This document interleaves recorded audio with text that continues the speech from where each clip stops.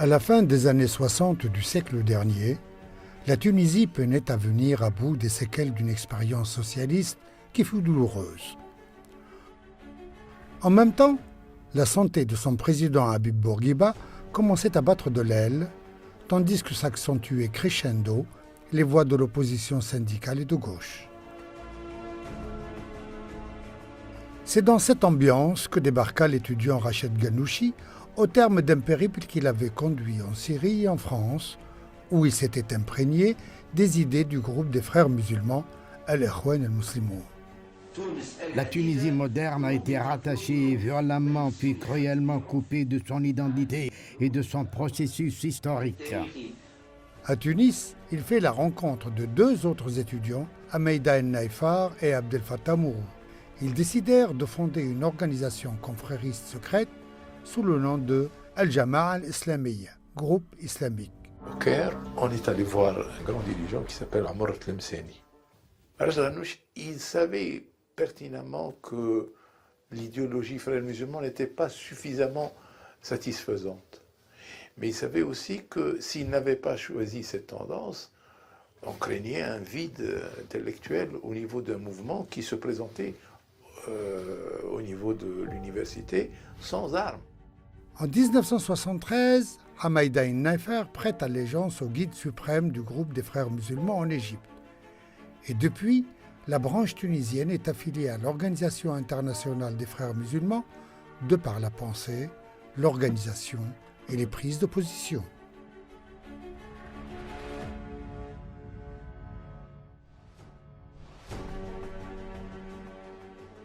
Abdallah Hamami écrivait dans son ouvrage « Les organisations terroristes dans le monde islamique » En 1972, le congrès du groupe avait décidé qu'il serait l'expression locale du Coran mondial des frères musulmans et a donné mission à son bureau exécutif d'opérer la procédure de l'allégeance au guide suprême des frères.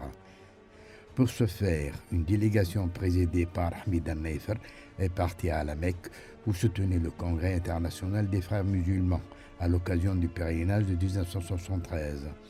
Et là, la délégation s'est présentée devant Hassan al-Hudaybi, le guide suprême des frères, et lui a juré allégeance, la main posée sur le Coran. La naissance de ce nouveau groupe n'était pas l'expression d'une force sociale dans le pays et encore moins le reflet d'un besoin sociétal.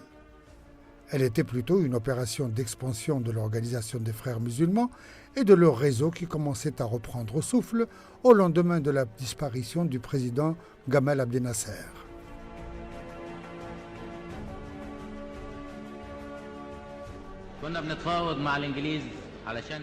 Nous étions en négociation avec les Anglais au sujet de l'évacuation. En même temps, les frères musulmans se réunissaient en secret avec des agents de l'ambassade britannique et leur affirmaient qu'ils allaient prendre le pouvoir et faire ceci et cela.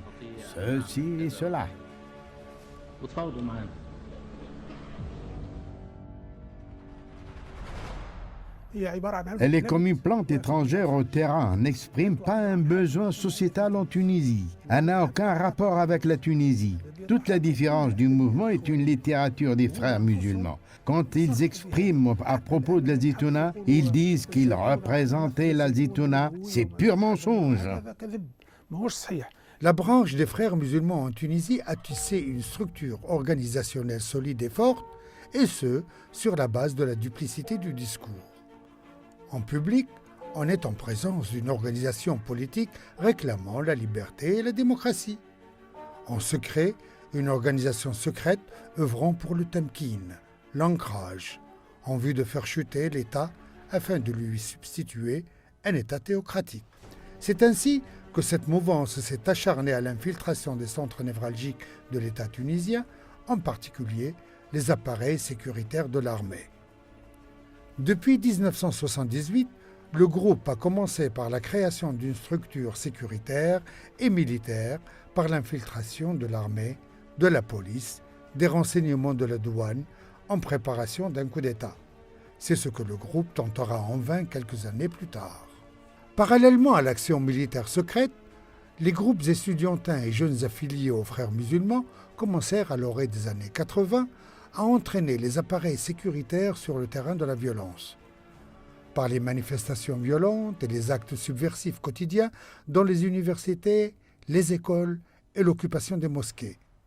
La violence a atteint son paroxysme quand le groupe a pris pour cible des dirigeants du parti au pouvoir et en plus des attentats à l'explosif ayant touché des hôtels et des installations touristiques, et ce dans le but avoué de porter un coup dur à l'économie du pays.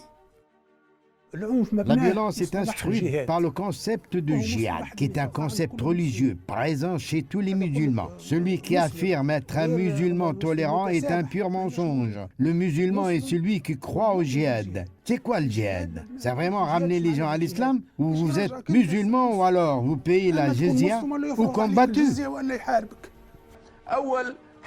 Le premier mouvement de révolte armée laïque, soulèvement laïque armé, il veut dépêcher l'islam.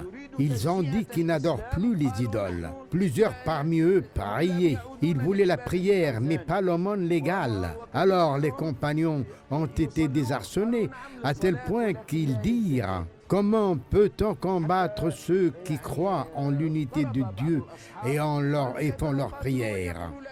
Abu Bakr Siddiq, qui représentait le projet islamique dans sa complétude et sa clarté, dit alors: par Dieu, je n'épargnerai pas celui qui sépare la prière de l'aumône légale. C'était là le premier acte laïque.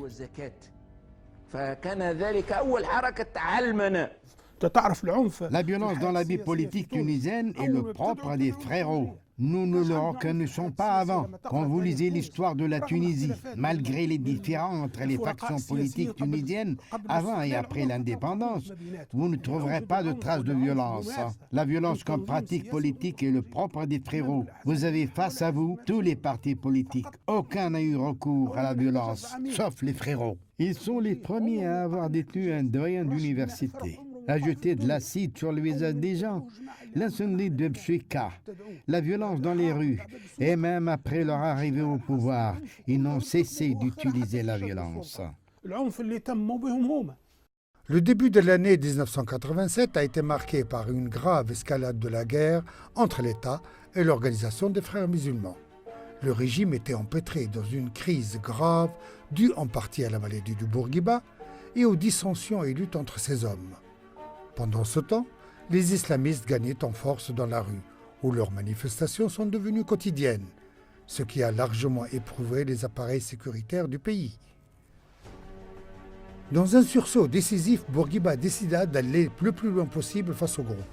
Il ordonna l'arrestation de tous ses dirigeants et leur comparution devant la Cour de sûreté de l'État, diligentant la peine capitale pour tous.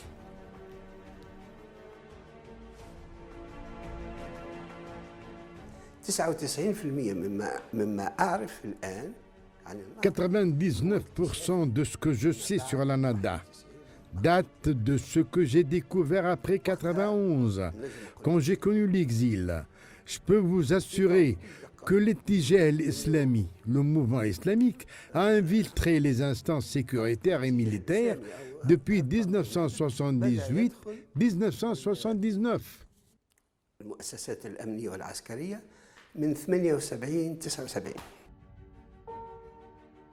Monsef Ben Salem, un des dirigeants du mouvement Ennahda, raconte dans ses mémoires les faits de cette tentative de coup d'État avorté. Première chose que nous avons entreprise le 8 novembre a été de placer nos éléments dans des postes sensibles afin qu'ils soient prêts le jour précis. Puis nous avons dressé l'inventaire de nos outils de travail: chars, avions, transports, soldats, réserves d'armes, munitions, salles d'opération, téléphones importants, appareils TSF, emplacement des ministres importants, présidence, RTT, STEG, etc. Entre-temps, nous avons précisé les éléments qui pourraient s'opposer à nous et avons mis un plan pour les écarter sans mettre leur vie en danger.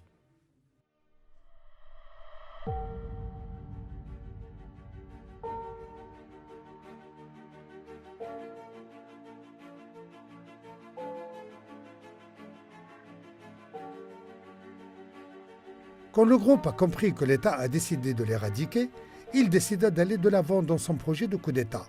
Il tenta une première fois en 1987. L'entrée en scène inattendue du président Zine El Abidine Ben Ali a eu raison de cette première tentative. Et de prendre soin des intérêts de la nation.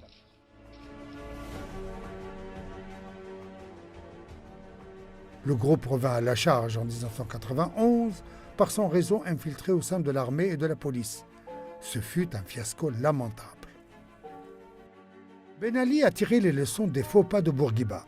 Il a planifié une éradication systématique des islamistes au plan politique et social en les écartelant entre les prisons et les exils. Ben Ali a réussi à affaiblir largement le groupe des islamistes. Les dirigeants de ce dernier sont restés isolés à Londres. Par les temps qui courent, les dissensions internes commençaient à ronger la structure de la confrérie. Plusieurs dirigeants ont fini par contracter un marché avec le régime pour se réinstaller en Tunisie. À la veille de la chute de Ben Ali, la confrérie était dans un état de mort clinique. Rien ne trahissait sa présence, si ce n'était les quelques apparitions intermittentes de Ghannouchi sur les écrans de la chaîne télévisée Al Jazeera et la chaîne Al Hiwar, porte-parole des frères musulmans de Londres. Ceux-là ont été éduqués en l'absence de la nada et des partis de façon générale. Je revenais avec un grand rêve pour cette révolution bénie menée par la jeunesse tunisienne. Le mouvement Ennahda revint au pays, armé du discours de la victimisation, lequel a trouvé de larges échos au sein de la population. Elle a aussitôt renoué avec son affiliation et ses liens organiques avec l'Organisation internationale des frères musulmans, avec son projet supranational. Il est clair que le mouvement Ennahda, et par la personne de son chef Rached Ghannouchi, s'est impliqué délibérément dans le projet de frérisation, al-Akhwana, de la région arabe, dirigé par les frères musulmans d'Égypte sous la houlette du Qatar et de la Turquie.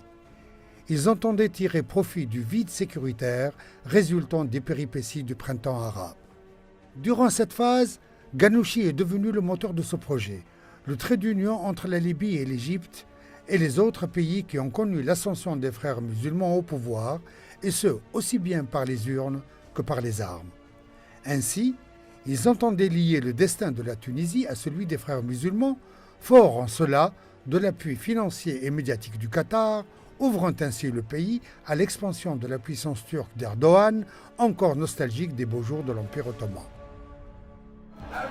La révolution continuera jusqu'à l'unification de la nation et la reconquête de ses gloires.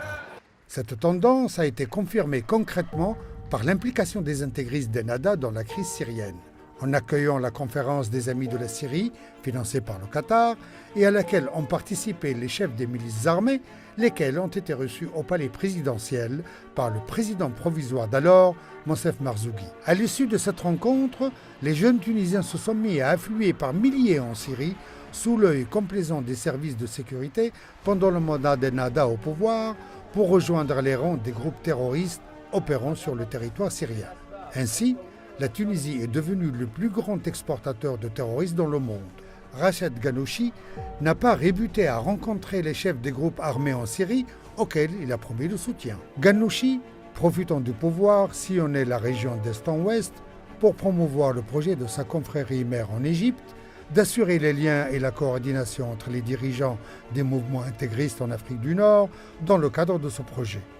Il se déplaçait fébrilement entre le Caire et Tunis, en passant par la Libye et le Soudan, avec le soutien financier et matériel du Qatar et de la Turquie.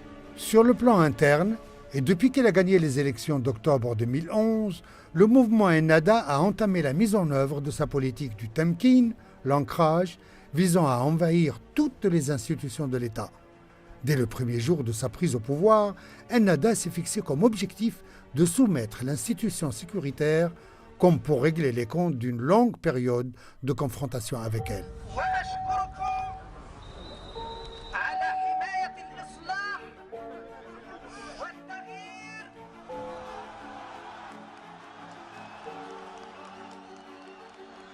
Je vous remercie d'avoir préservé la réforme et le changement qui doit avoir lieu. Et il le sera avec l'aide de Dieu.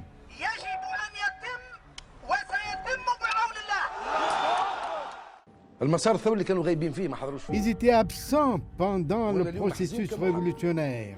Et moi, en tant qu'avocat, je suis triste par ceux qui ont voulu m'agresser et attaquer les avocats. Moi qui étais protégé par mes collègues, alors que les forces de sécurité regardaient sans brancher. Les forces de sécurité de Si Ali El-Araïf contemplaient les faits. Je porterai plainte contre Ali El-Araïf.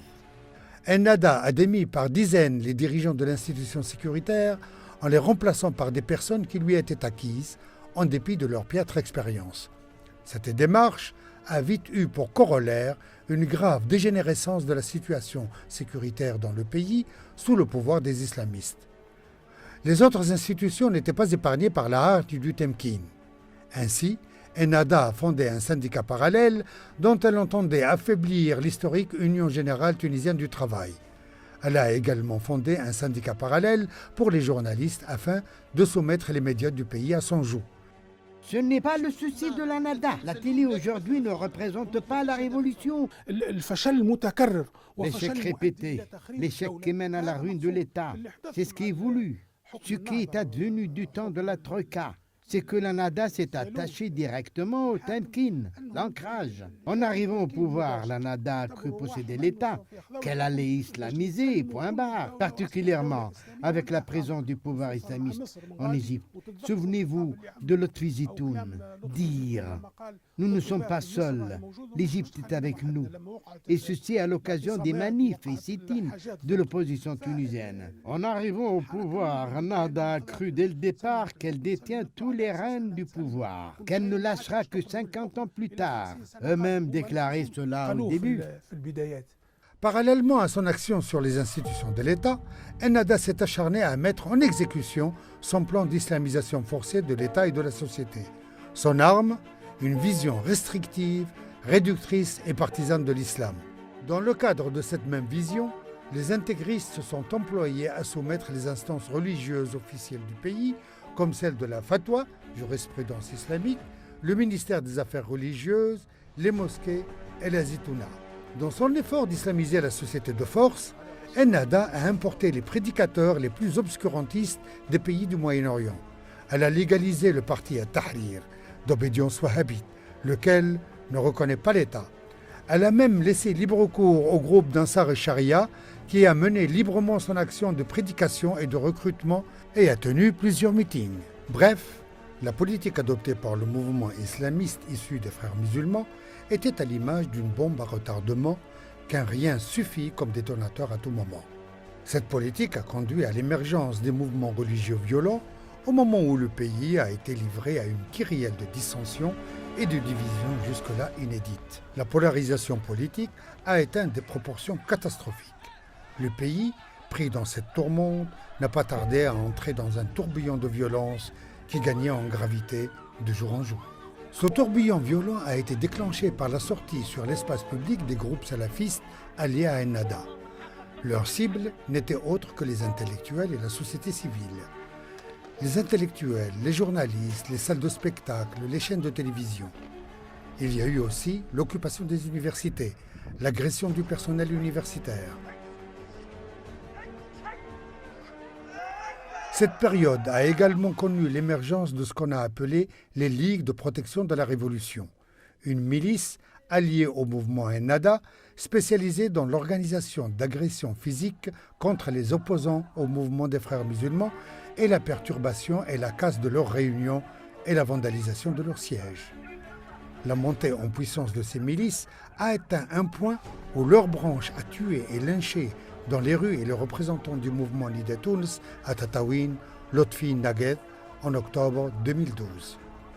Ces milices, soutenues publiquement par les dirigeants du mouvement Ennahda, ont aussi organisé une campagne d'agression et de provocation à l'encontre de l'Union générale tunisienne du travail, UGTT, laquelle était en ce moment la seule force organisée à tenir tête au projet islamiste confrériste en Tunisie.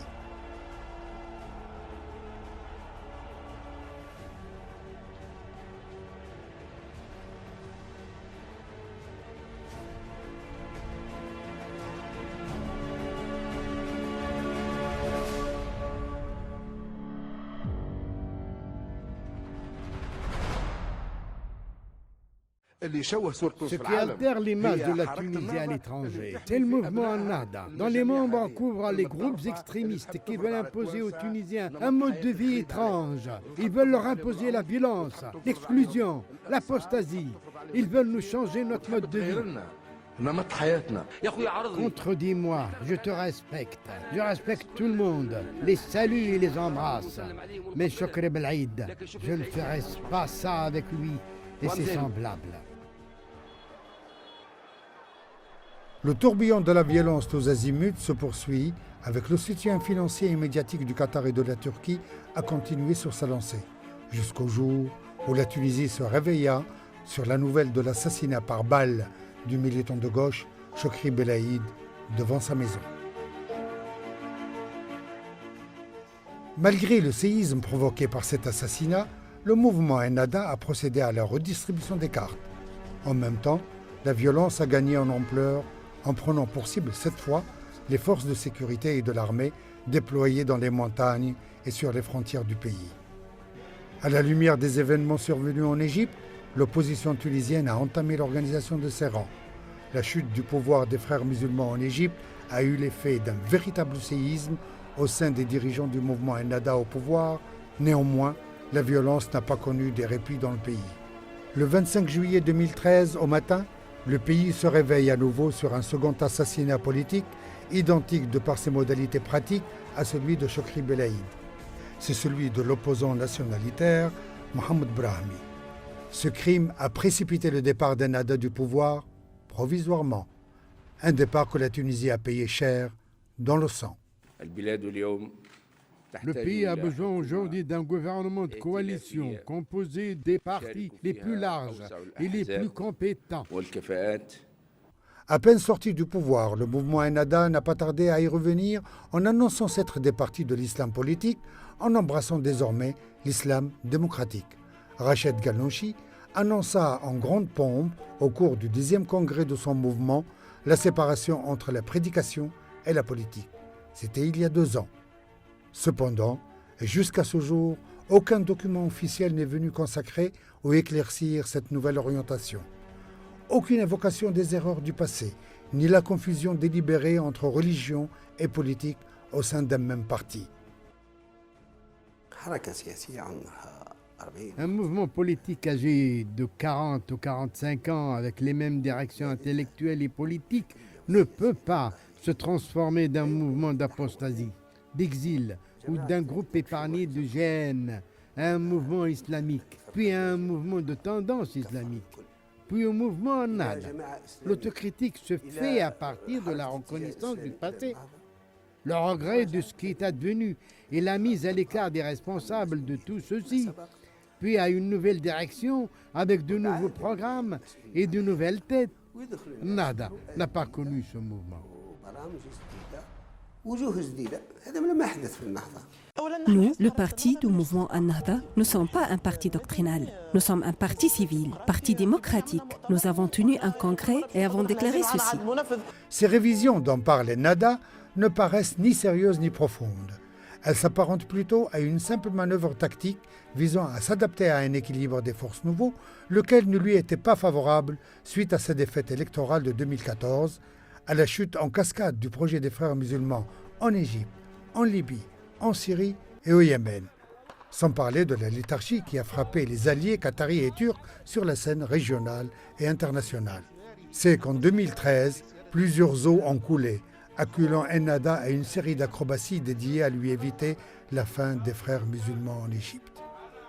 D'abord les conditions internationales, et en Syrie de même. Ensuite les conditions intérieures aussi. Les Tunisiens rejettent les frérots. Pour preuve, leurs dernières élections municipales, les gens ne les acceptent pas. Allons dans la rue, demandons-le aux gens. Ils les refusent malgré tout, et n'ont devant eux que d'essayer de changer, et ce en séparant entre le doctrinal et le civique, et la prétention d'être devenus des Tunisiens en portant le drapeau national. L'expérience historique tente à discréditer définitivement et à taxer d'opportunisme vulgaire les prétendues révisions que le mouvement islamiste annonce dans leur moment de détresse. Le groupe libyen de combat est allé jusqu'à la réconciliation avec le régime de Kadhafi. Il a publié des révisions qu'il a trahies moins d'un an après, privilégiant le retour aux armes face à l'État. Et nous leur promettons qu'ils seront rétamés ce jour-là. Il en est allé de même avec le groupe islamiste égyptien et l'organisation égyptienne El Jihad. Ainsi, les groupes islamistes ne font valoir qu'un semblant de révision par les temps de mauvaise passe.